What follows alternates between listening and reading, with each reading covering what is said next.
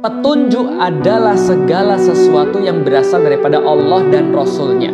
Berarti selama itu ada petunjuk daripada Allah dan Rasul-Nya tentang sebuah perkara, maka itu disebut dengan yang namanya hidayah.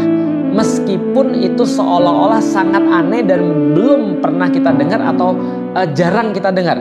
Misal contohnya dalam satu kesempatan misalnya ada banyak hal yang misalnya jarang didengarkan atau jarang diketahui oleh orang. Misalnya pernah ada orang yang ketika itu dia pernah meruqyah dirinya sendiri ketika dia digigit kalajengking dengan menggunakan suratul Fatihah.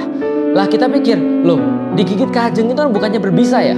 Nah kalau berbisa bukannya harus pergi ke dokter. Lah ini bukannya pergi ke dokter malah kemudian bacain suratul Fatihah.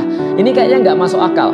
Meskipun nggak masuk akal menurut manusia zaman sekarang, meskipun nggak pernah didengar oleh orang, tapi ini dinamakan dengan pendapat syar'i.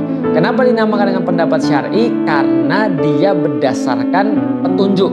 Petunjuk itu apa? Ya kalau nggak Al-Quran berarti hadis. Kalau nggak punya Quran dan hadis, apapun yang ditunjukkan oleh Quran dan hadis. Misal ada yang mengatakan bahwa sahabat pernah melakukan seperti ini, sedangkan sahabat itu didukung oleh Al-Quran dan hadis. Bahwasanya hadis mendukung para sahabat-sahabat yang berijma, yang bersepakat dengan sesuatu.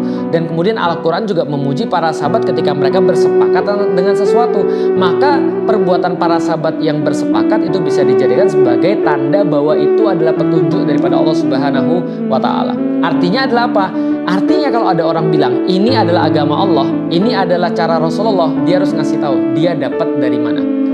Tapi kalau kita misalnya nanya, kamu berbuat ini dalilnya apa? Dia nggak bisa menunjukkan dalilnya, maka itu bukan dalil tapi dalih. Dan dalih itulah yang menyebabkan orang bisa dihukumi sesat.